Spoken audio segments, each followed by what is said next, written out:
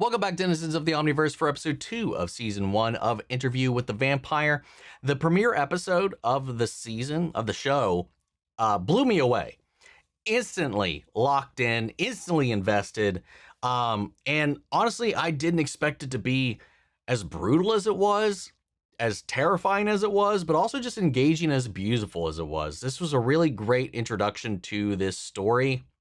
The framing device of it, obviously, through the interview, this recounting of these events, and seeing how this all played out. The I don't know, it just really drew me in, and I'm excited to tune back in and get more of this lovely little story.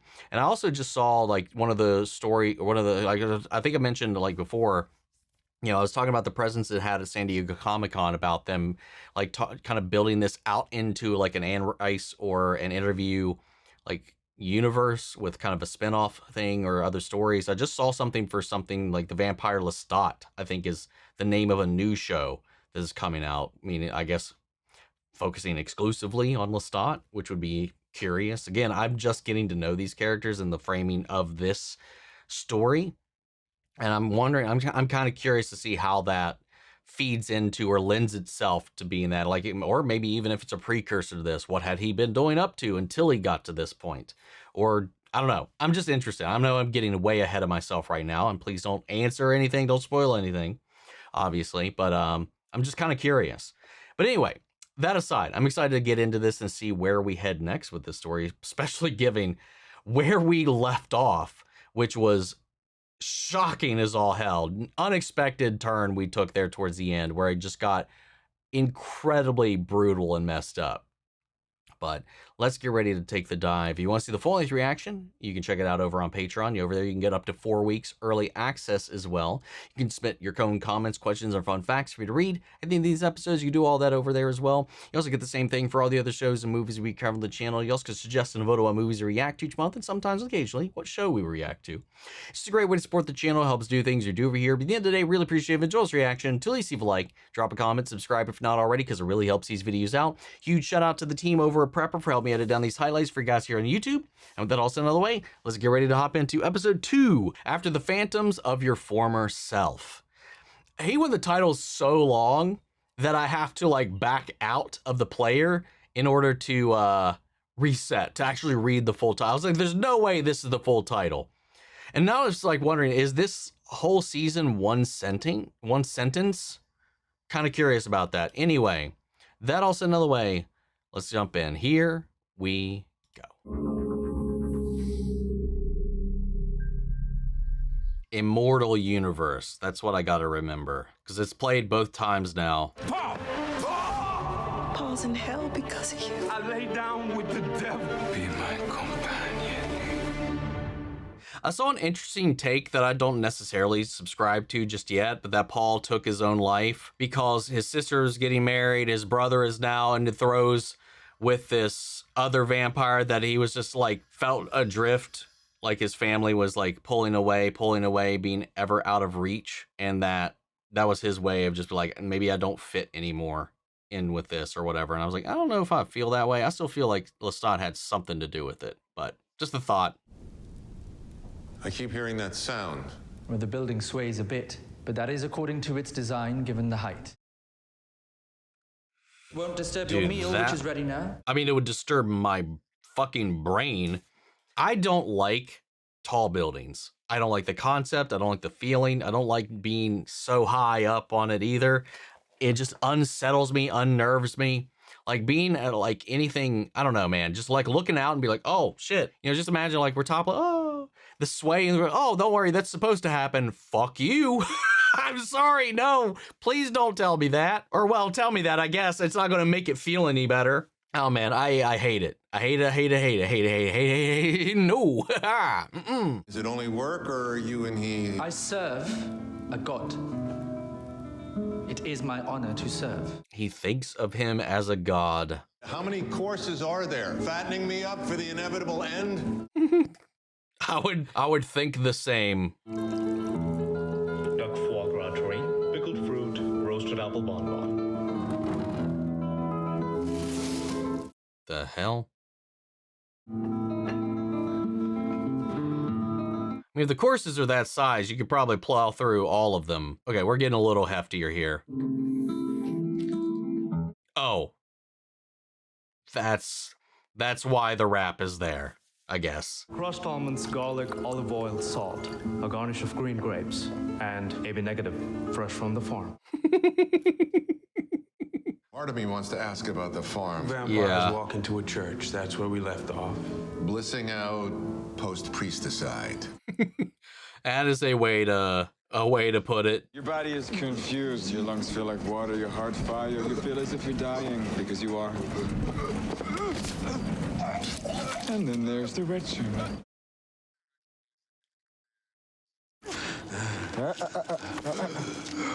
We live off the blood of the living. Lap up the blood of the deceased, and it'll suck you right down into death along with your victim. Oh, wait, really? Interesting.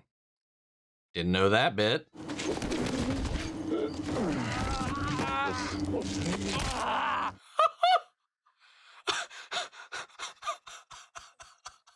my God.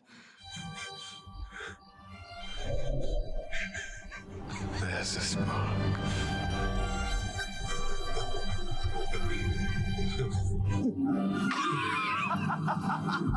Maybe cackling out loud is not the best thing to do when you're trying to hide a body at night. As if I had walked my entire life as a dead man, and now, dead, could finally receive the secrets of existence. You were fucking loaded.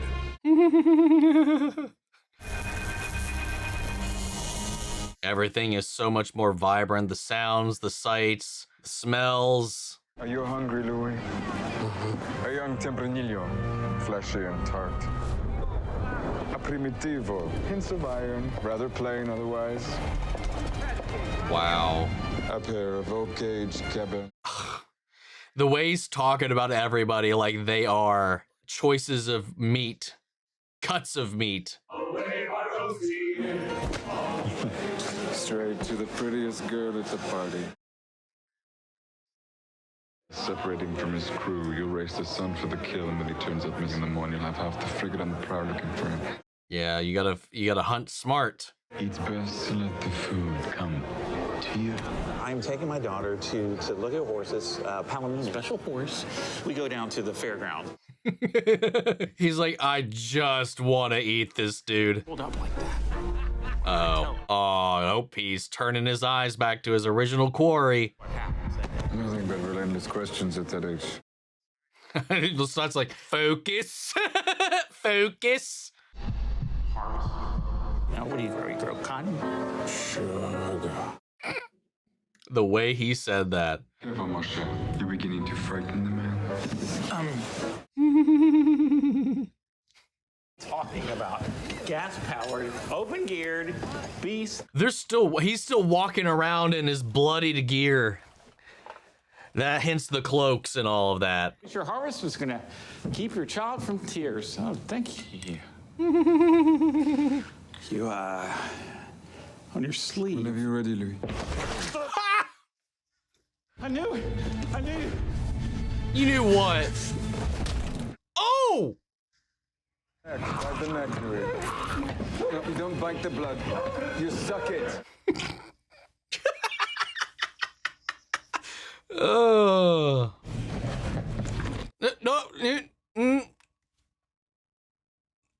No, not quite.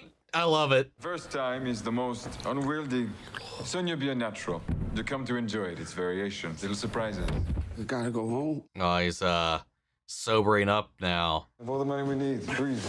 I have to go see Grace and Paul. Oh dear. You didn't fucking hear me! Ooh. Oh, you're gonna need to learn some control. Going to find that very difficult. Oh. Oh yeah. Oh, it's like sand. Oh, whoa.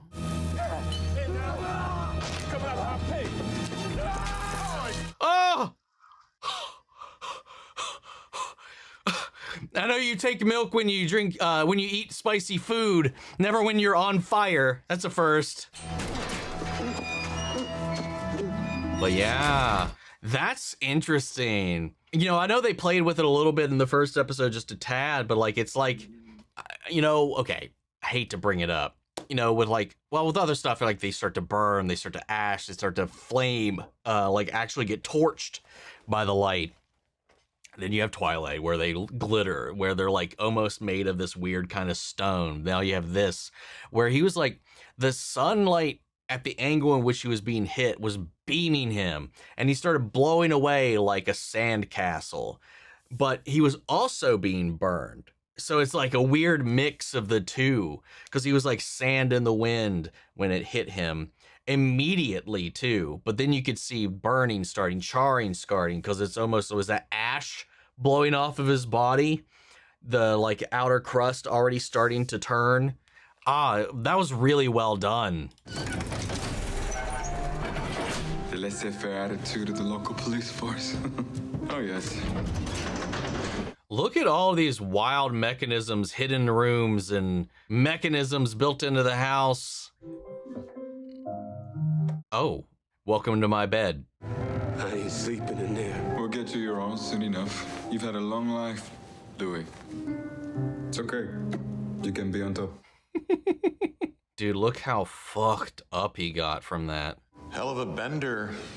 So one way to describe it. Or as if it was something to put behind us. Death, rebirth, coming out, homicide. Coming out? You robbed a daughter of her father, maybe a pet pony. How's sexuality play in that? And we shouldn't conflate it with the salesman's death. Humor me. To satisfy your fixation. The shame of queer theorists everywhere. I got in that coffin on my own free will. Quiet, dark. We were equals. White master, black student, but equal.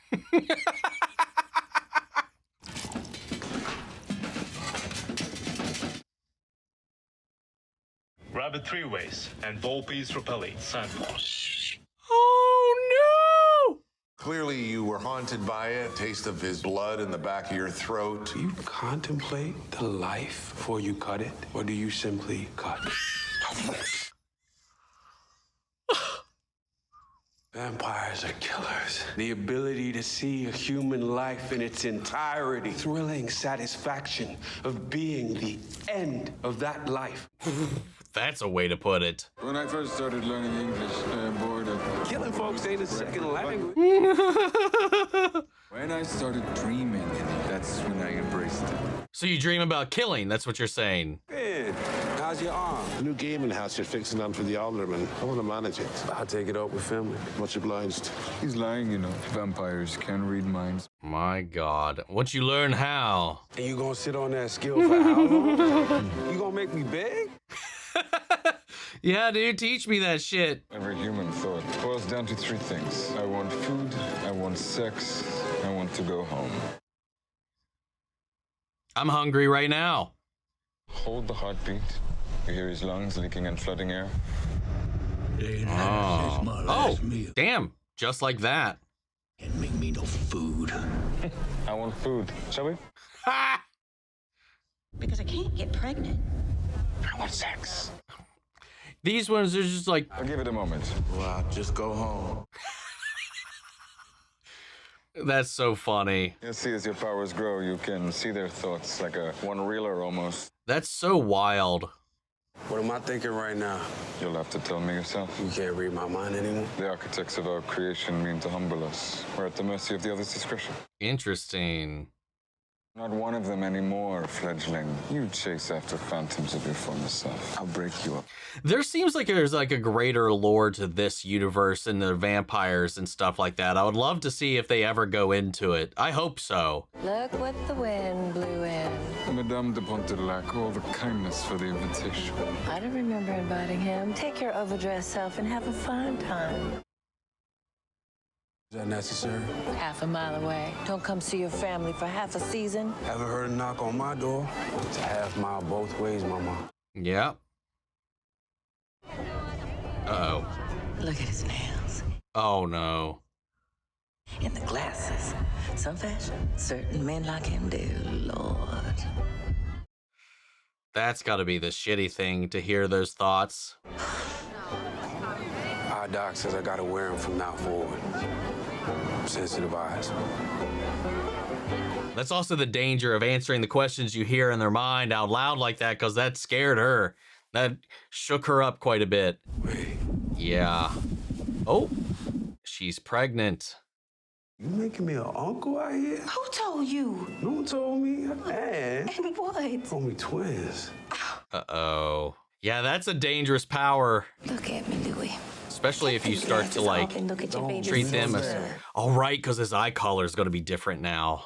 Yeah. Take them glasses off and look at your baby's give me those sister. back. Your eyes, like a church window. Same eyes, same me. Different you, better you, I'd say.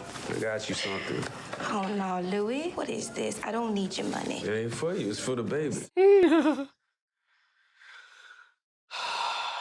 These balconies have to be decorative only. Building codes allow those for residents, not for business. Well, that's only if you call it a balcony. What are you calling it? Fire escape. Well played. Well, you really do have a mind inside that head of yours, don't you? But it's the Alderman's name going out there, so every detail has to shout exclusivity. Yeah, bright and industrious, huh? Please don't do that. Escape. Now, I must say I had my doubts, but you really have earned your 15%. You truly are an exceptional Negro. I'm going to try my best not to murder you in that alleyway. Exceptional Negro.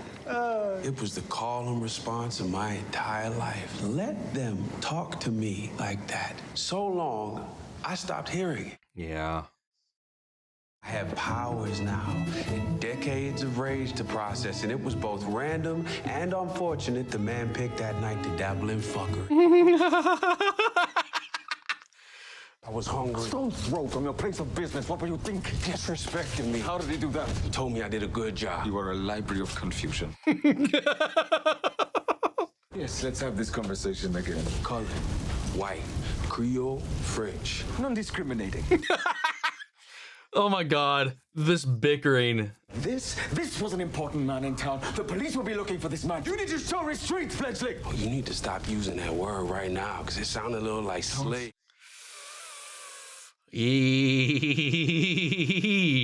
Fuck you. Va te faire foutre.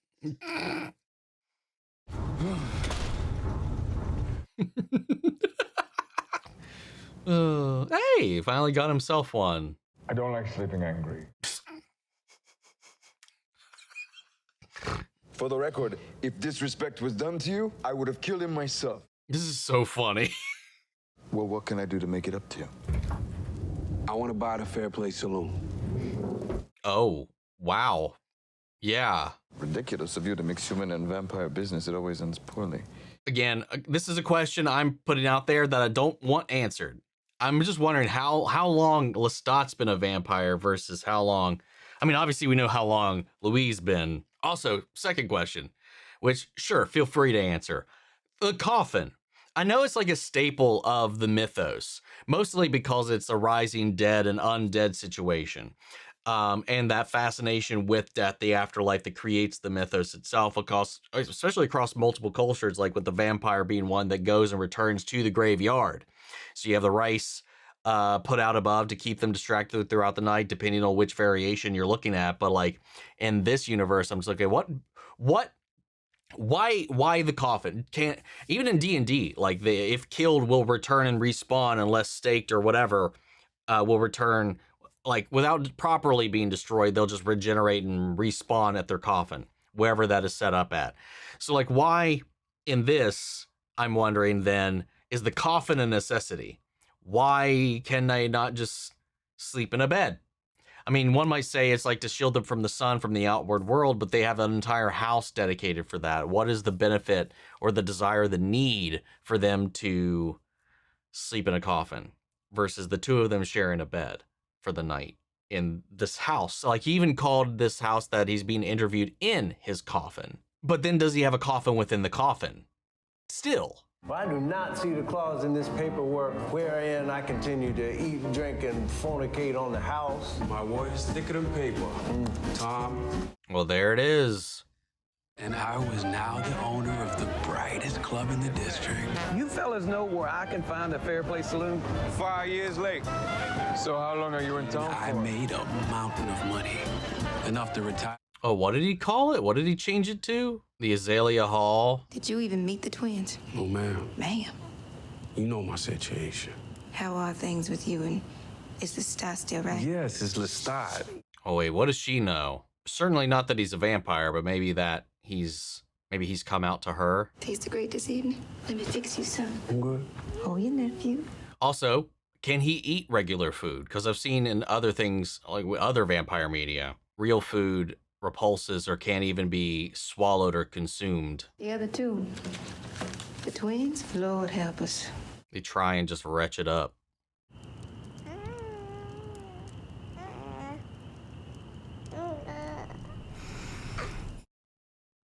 Uh-oh. Oh God, is it the fresh blood drawing him in? All right. Whoo! That would have been real fucked if they went through with that. You look good. You should stay the night. I'm sure Mama would love to see it. I can't even say that with a straight face. Let's see if it goes back down. Let's see. Honey, the twins again. Okay. Let me just see what the hell's going on. Uh-oh, uh-oh, uh-oh, uh-oh. Oh, no. Don't leave him with the baby.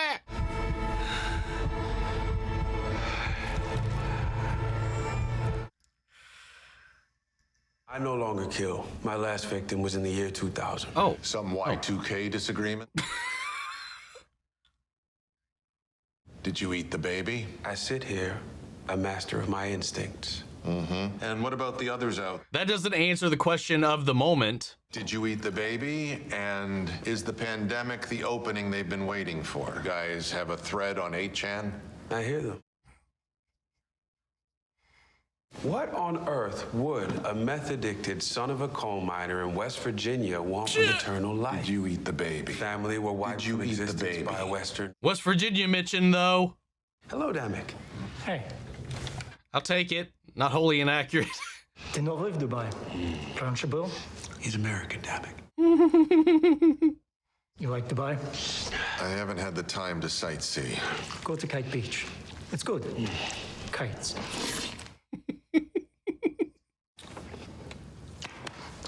Thank you, Damek. See you soon. You might have a drinking problem. Rashid? Ooh, went a little too hard there, I guess.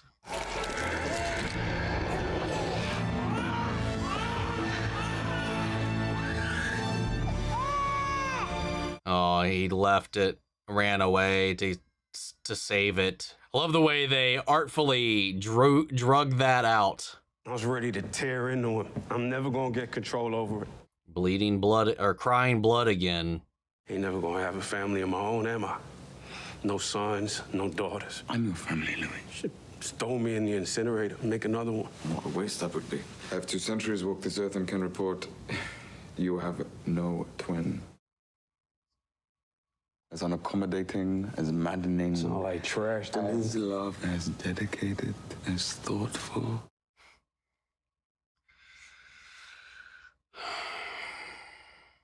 Here's an idea. Let's take a holiday. What about Rome? Rome, Italy? Would you prefer Rome, Wisconsin? How you gonna get coffins across the Atlantic? Inconvenience, but not impossible, obviously. Well, I have been thinking the Inglaterra. Imagine hunting between the Cafe Greco and the Spanish Steps.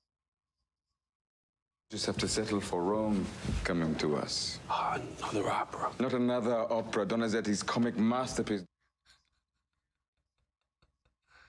Remember it like it was yesterday. I almost stay my nephew, Lestat. Yeah. I have a private box and I had tuxedos made. I've been neglectful of our romance. The steadfast pupil deserves a divine reward. Yeah, classic manipulation. He didn't choose me to be his doormat. I knew he enjoyed it when I fought back, but there was present. The earth beneath me always felt liquid. There's a draw.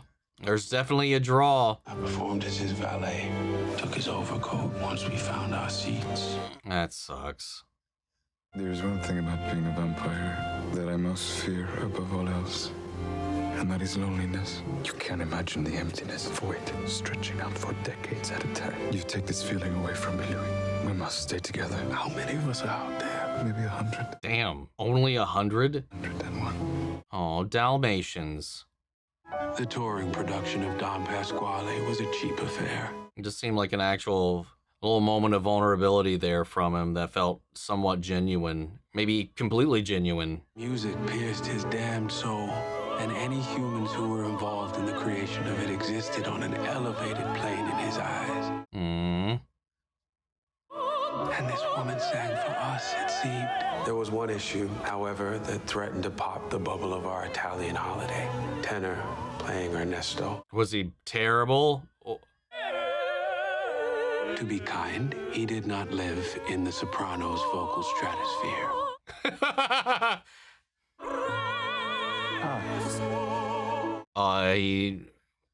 Lestat was unamused. Uh-oh. He's ruining it.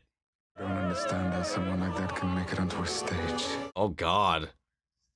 Where are they pulling talent from roadside gas stations? Oh, God.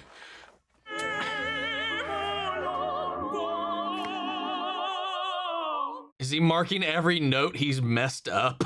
And so Lestat oscillated his disdain between the tenor and the witless swamp dwellers in the seats below.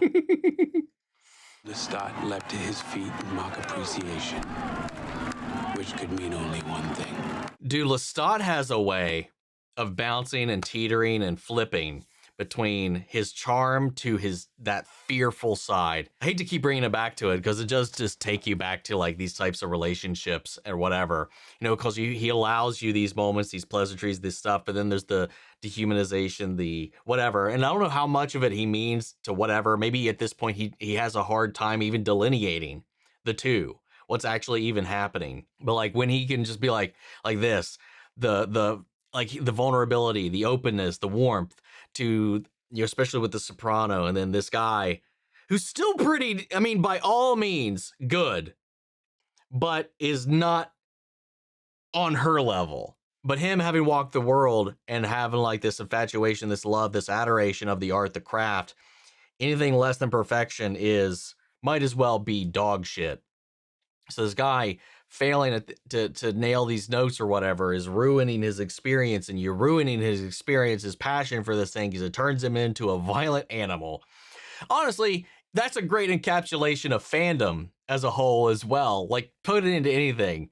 How it can flip on a dime between love and hatred of a thing, the animosity, the reaction that comes from messing with something you love. It's a fun, different way you could take a lot of it down different routes.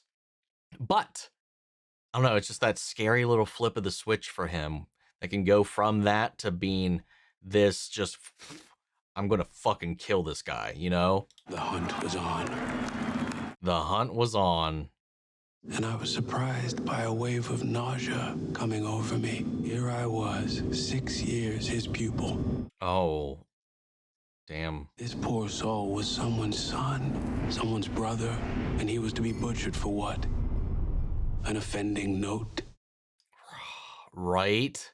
Wrong. Oh, wait. Is he trying to help him? Lestat removed a lifetime of confidence, of joy, in less than half an hour. It's so fucked up. E come faccio io a sapere tutto ciò? Ero nel suo salato quando l'ha scritto.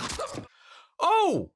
Whoa! Why do you do this, Lestat? Well, I like to do it. I enjoy it. Well, I don't. Well, I don't say that you have to enjoy it. You are a killer, Louis. Come now, love. And there again, the flip. I was in denial. In bringing death, Lestat was an artist. He had cut the man tenderly so that he could not call for help, but also so that his death was slow. Oh my God. I could see his life as he remembered it. An afternoon with his father on the sea. Something about a wet piece of bread in his pocket. What the hell? That's so haunting. And I was still very much under his power. We would drain the tenor for hours that night. Lestat completely enthralled. Myself pretending to be afraid to disappoint. Yeah, there it is. I try to have a human dish once a week to maintain the thread. There was an offhanded remark in your memoir about this dessert. I hope you don't mind. What does this taste like to you? Yeah, I was about to ask that. Like paste? And there it is. Like soap? This is the dessert I had after I proposed to my first wife. Half of her eyebrow was blonde, like a mutt. She always dyed it back to brown. I liked it when she left it alone.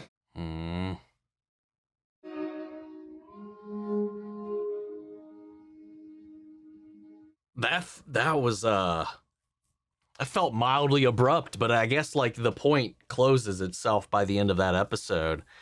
So we got his first day, not even day, first his early years of being a vampire. Well, we jumped ahead 6 years, or we saw moments throughout the 6 years from the first night, first few days, first week, month, year gapped in the 6 years, the illusion that has to be put up. Again, like the molding that Lestat is putting on, the things that he wants him to be. He found somebody that entices him to turn them to be his companion. You know, not really giving so much a thought to what Louis wanted in a lot of the moments there. And he's trying to like turn him into the perfect vampire, the perfect partner, perfect duo for him. And there are moments where they overlap. There are moments where they are on that plateau together. And I don't know how much of that is genuine, how much of that is the draw. Like, cause like he said, every time he was with him, he was charmed by him. It was as if he was standing on ground made of liquid, or whatever the line was. But also just the fact that he did feel a modicum of worship, because he is all of these things. He's a killer, he's this, that, he's his lover, he's his maker, he's his god, he's his murderer. It's so complicated, so complex, all these things, that it floods together. But there is this realization that they are leagues apart in these other territories, especially when it comes to being a vampire. Like he said, he hasn't killed since 2000, and this is set during the pandemic, so he's gone over a decade without taking a life, and he's, 2 decades without taking a life. So he's like, he never cherished it, he never thrilled in it, he never savored it, he never learned to love it in the way that Lestat wanted him to, and he abhors it. You know, he can never fully stop seeing the human on the other side of it. Lestat's so far distanced from that, and I think a lot of that has to do with Lestat's personality, the type of person that he is as well. There is this narcissism, there's a little bit of this, obviously nihilism in the world as well, but also this level of, I don't know, he's not a sociopath, but I don't know. But it's interesting to see the difference between the two of them, and how Louis doesn't want to be separated from the world that he knows, and especially like now he's being pried away from his family further and further and further. Can't see them during the day, has to visit at night. You know, his mother didn't really care so much for him in the early onset of this, and even less so now. And then there's also the draw of fresh blood with all these kids laying around, with like the baby he was holding. You know, that pure, fresh, just right out the oven blood right there was just calling to him. And he didn't know if he could withhold it. That was early on too, and I'm wondering if that craving is just so strong if that would have happened to him now. But then he's not. He's fine with animals though. Like the whole thing with the fox, dude, that was fucked up. But it's like, from the way he was talking about it, is almost it's the way Lestat kind of talks about humans. When it's talking about, you don't think about the rabbit's life before you cut into it when it's already dead on your plate. this is just another step in the process. Why should I do that now here with it alive right in front of me? He's playing an interesting philosophical dance with this interviewer throughout the course of this, as they are both asking poignant and proper questions. He's also testing him along through the course of this meal as well. The meal itself is a journey that they're both experiencing together. And I think through the meals, by the end of this, is where we have this journey he's taking him on through all these different courses. Is the next step of the tale that he's telling, the point of this section of his tale. And I think that little hiccup in the middle there was to flip and put a little button on the point that he was trying to make at the time. I thought that was really interesting, the way that that's all being kind of handled, and the way that he was also dodging the question about the baby to purposefully draw that out, to also see what he could fish from him as well on the other side of it. It's a conversation that's going back and forth. As much as it's an interview, it's almost like a grounding mechanism in a way, to test whether or not he's up to snuff for what's at hand, or if he could be patient to go through all this, or ask the right questions. Because in the end, he was like, this is the right question you asked, as much as I was dancing and dodging around it. I thought that was really well handled. I thought that was really cool. Again, more crazy stuff that these vampires could do as we're diving into their mind reading abilities, the way they can sense and feel one another across the scope and scale of the world, what they're all how they all differ.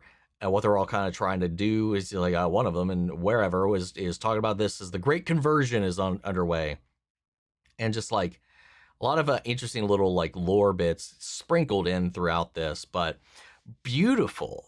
Again, the cinematography in this show is so good. The art direction, the sets, the lighting. The show is it's a beautiful show, even when it gets horrific, but it also doesn't not have its little moments of humor.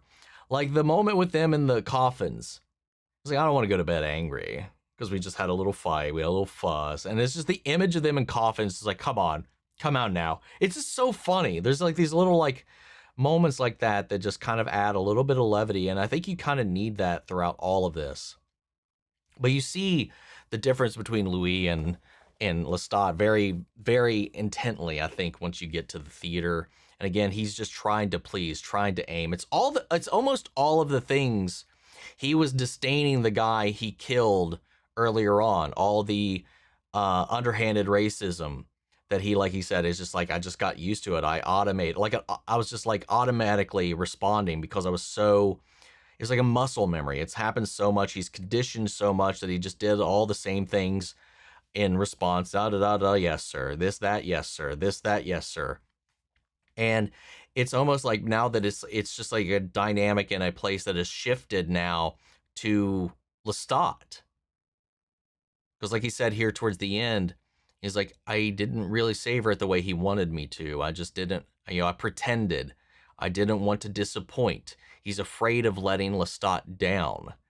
Again, it just goes back to like kind of like what I was talking about before too. And again, this is just early onset of the relationship. I don't know how or if that changes, but this is just my read on where things are at now. Because I know sometimes, like, I don't know what Lestat's arc is going to be, if there's going to be one, if he learns, if he grows, if he evolves, if Louis leaves an imprint upon him. The way he talks about it in the present day, I don't think so. And what I vaguely remember about the film, I also don't think so. But I don't know what this is going to do. And I know some people will see how initial read of a character you were just introduced to can be maybe not the prettiest picture painted, but that's kind of with intent. So I don't know their arc. I don't know the trajectory. I don't know where this is going to go. So I do want to just preface that. Please don't hate me if I'm coming down on him real hard with this whole like abuser, manipulator, kind of like persona that I'm projecting onto him. But that's just my read of it right now. That could very well change over the course of the series. But I'm not there yet. I'm working with what's in front of me at the moment, because I've seen that with a bunch of different shows and stuff like that. If I come down real hard on a specific character, I give you a read of a character that later maybe redeems themselves and becomes absolutely beloved by the end. People are like, you motherfucker, how dare you? He's so-and-so, not thinking about the journey that got to that point, you know? Anyway, I don't know. I don't fucking know. We'll see what happens, though. I'm very curious about the trajectory for all of this as we get deeper into the tale. Do we know, and this you can answer, do we know how long this is slated to go on for? It's AMC, man. I don't trust them sometimes to not drag things out unnecessarily the way they've tried to with The Walking Dead, but this has to have like a definitive endpoint. Do we know how many seasons this is going to go on for? I mean, maybe that's why the spinoffs are a part of this, why they're trying to build out a universe, because the end is coming, but they want to keep the universe going. But I'm just wondering, like, do we know this is going to be 4 seasons, 5 seasons, how long to cover what they're going to cover? Anyway, let's head to Patreon. All right, we're going to start off with Adam Myers. If given the chance, would you become immortal, or would you be okay having one life? I would go. I would definitely tap. I would probably definitely bite at that immortality.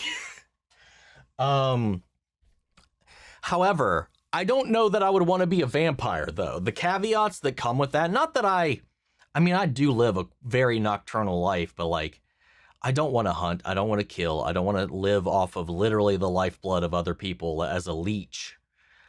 Like, it comes with a lot of benefits, though. All those superpowers are real attractive. But I don't know if it would be worth the trade-off in the end. Even given he looks like he's found a way to circumvent it, but that's not easy to do, man, for any means. So, but if like it was just generic immortality, I'd probably sure. I fear death crazily, so maybe. Alex asks, what are your thoughts about how Louis is handling his transition into being a vampire? Do you think he's handling it as well as anyone else would in his position, or do you think because of the type of person he is, he's especially struggling? I think there's 2 different things that are factoring into that kind of provoke a different response for me. I think because he's a young black man in this era, he has an additional struggle that maybe somebody wouldn't have if they were white and turned during this time. Because he's carrying around, like he said, all of this built up, pent up, buried, snuffed down, packaged rage from all the belittling comments, all of the underhanded racism, the looks, the talking down to, the way people talk to him, all these different things that he has to swallow and bury underneath the surface, lest something terrible happen if he ever acted on it otherwise. You know, he's carrying a lot more baggage than I think your average person most certainly would, especially around that time. So I do, like he said, like, what are you doing?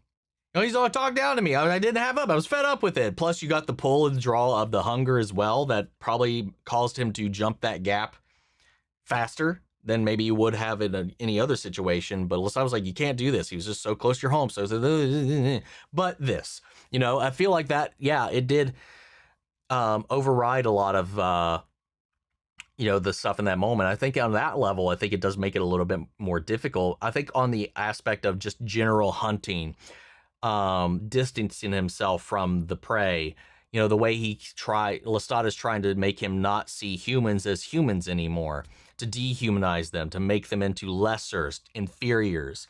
He's struggling like that. And I would hope any reasonable, healthily empathetic person would feel the same way as Louis and detest what is happening.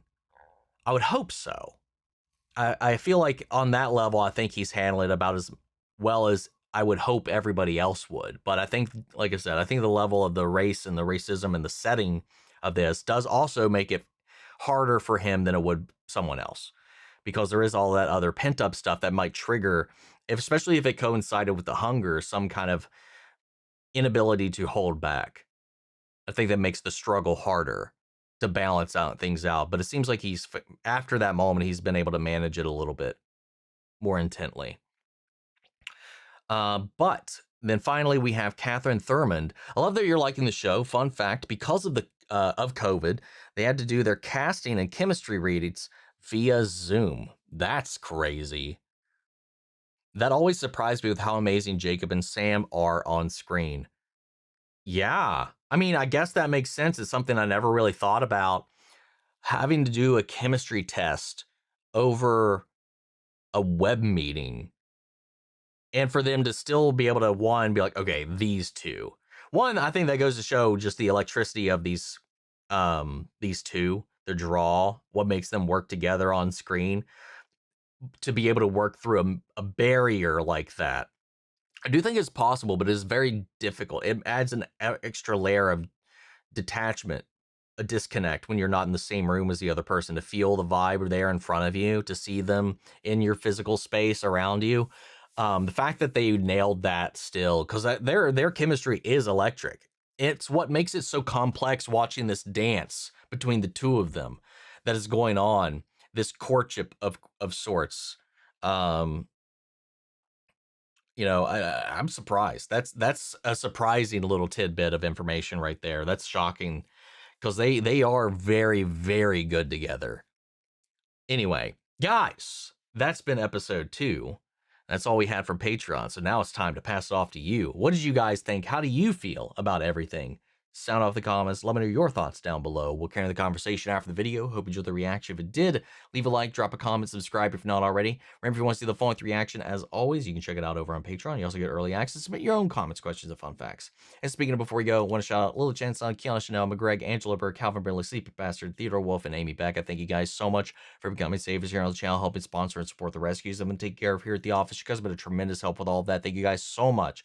And especially you guys here over on Patreon. We give you guys a special thank you to all of our channel legends. You guys and the patrons allow us to do so much of what we do over here, and a lot of the fun that we have doing stuff like this to expand upon all this different stuff. You guys are the lifeblood that fuels this channel. But also I want to thank you guys here on YouTube, because without y'all we wouldn't be here. But that's just the video, guys, and I'll see you all in the next one. Take care, everybody.